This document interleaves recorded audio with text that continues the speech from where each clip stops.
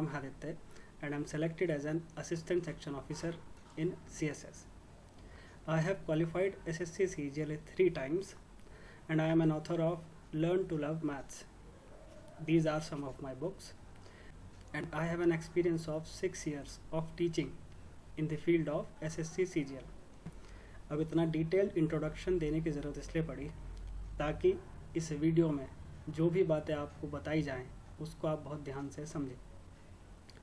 आज से हम एक नई सीरीज़ की शुरुआत करने जा रहे हैं जिसका नाम हमने रखा है एक्स्ट्रा एज सीरीज़। अब इस एक्स्ट्रा एज सीरीज़ में क्या क्या चीज़ें हम पढ़ेंगे उसको बड़ा ध्यान से समझिए। देखिए, इस स्लाइड में मैंने लिखा है strategy to crack SSC CGL plus dream post. अब ये ड्रीम पोस्ट क्या है इसके बारे में भी समझते हैं।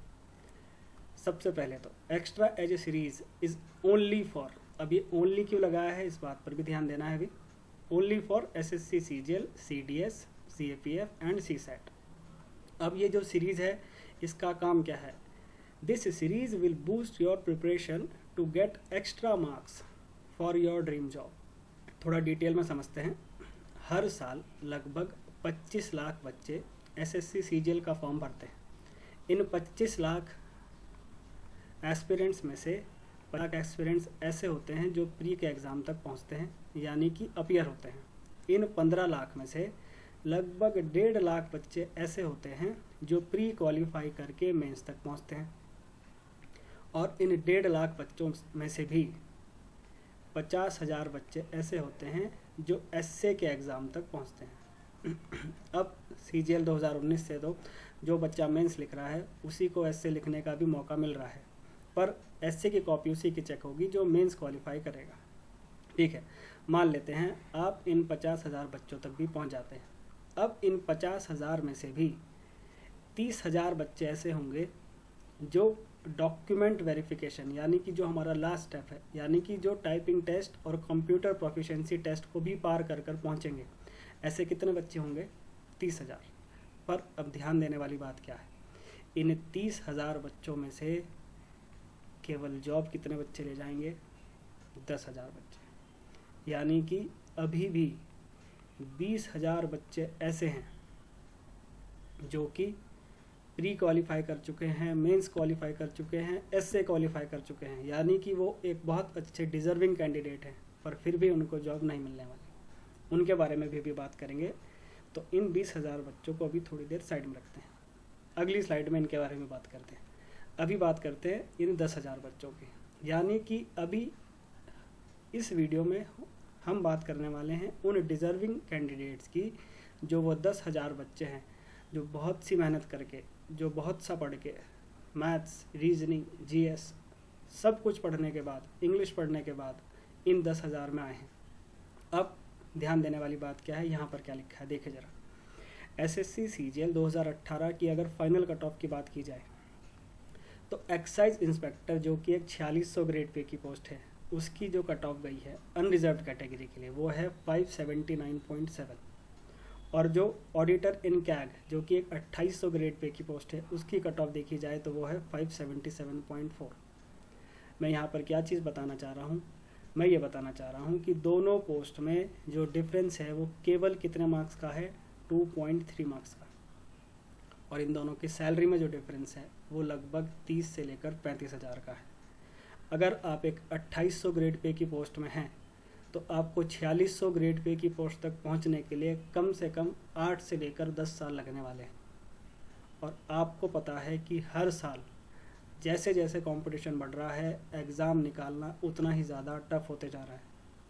तो इस सीरीज़ में मैं किन की हेल्प करना चाहता हूँ उस बात पर ध्यान दीजिए। देखिए, हम जानते हैं कि मेंस में 100 क्वेश्चन पूछे जाते हैं मैथ्स में, और इन 100 क्वेश्चंस में से लगभग 5 से लेकर 6 क्वेश्चंस हर साल ऐसे हैं जो एक नए कॉन्सेप्ट पर बेस्ड होते हैं।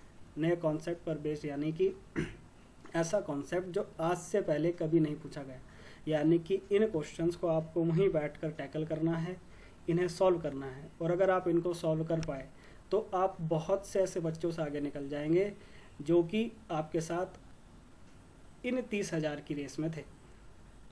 कहने का मतलब बाकी जितने भी क्वेश्चंस थे वो आप सॉल्व कर चुके हो। आपकी इतनी तैयारी थी, आपने उन सभी क्वेश्चंस को सॉल्व कर लिया। आप इतने डिजर्विंग कैंडिडेट बन चुके हो कि आप इन टॉप 30,000 में आ जाओगे। आप इतने डिजर्विंग हो कि आप इन टॉप 10,000 में भी आ जाओगे। पर अगर आपको अपनी मनचाही पोस्ट, क्योंकि मेरा ये मानना है कि अगर कोई बच्चा एसएससी सीजीएल की तैयारी कर रहा है, यानी कि वो एक इंस्पेक्टर पोस्ट की तैयारी करना चाह रहा है, उसको क्या चाहिए? एक इंस्पेक्टर पोस्ट, यानी उसको अपनी यूनिफॉर्म पर चाहिए 3 सितारे और उसके साथ आने वाली वो पावर। तो ये जो सीरीज़ है ये आपकी हेल्प करेगी इन नए कॉन्सेप्ट्स को समझने में जो हर साल आते हैं, जो आपकी जो तैयारी है उसको थोड़ा सा बूस्टअप करेगी।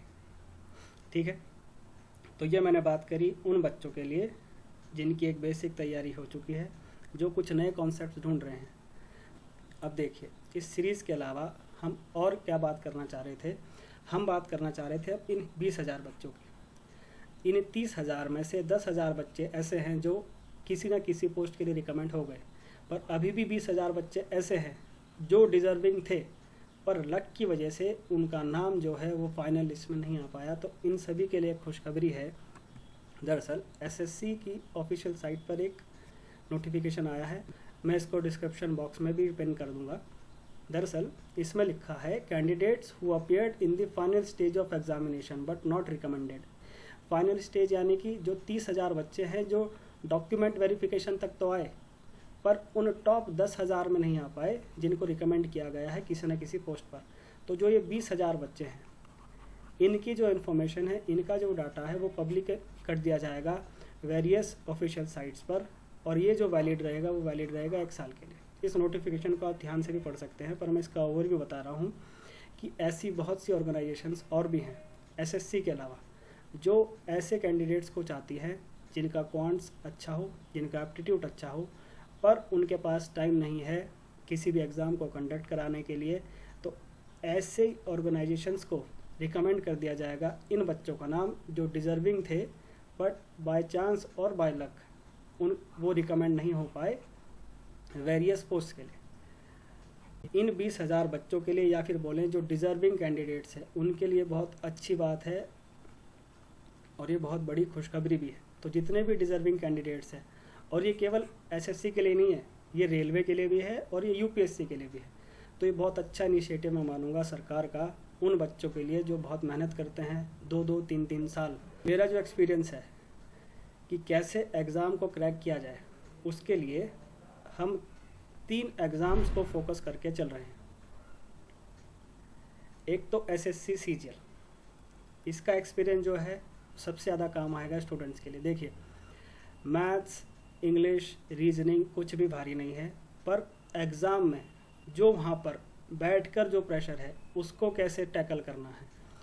ऐसा होगा कि आपको मैथ्स का क्वेश्चन आता होगा, उस आते हुए क्वेश्चन को भी आपको छोड़ना पड़ेगा, क्योंकि उसे छोड़कर आप रीजनिंग के 2 एक्स्ट्रा क्वेश्चन कर जाएंगे, आप जीएस के 5 एक्स्ट्रा क्वेश्चन कर जाएंगे। यानी कि क्या आपकी स्ट्रैटेजी रहे, किस स्ट्रैटेजी के साथ आप एग्ज़ाम को टैकल करें ताकि आप उस एग्ज़ाम को क्लियर कर जाएं। क्यों आप बार बार प्री में फेल हो जा रहे हैं, क्यों आप बार बार मेंस में इतने मार्क्स नहीं ला पा रहे कि आप रिकमेंड हो जाएं।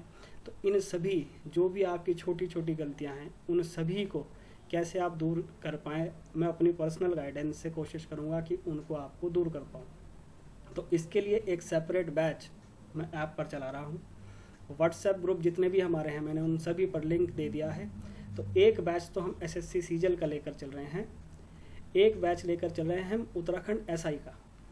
देखिए, उत्तराखंड सब इंस्पेक्टर की वैकेंसीज़ आने वाली हैं, लगभग 160+ वैकेंसीज़ हैं।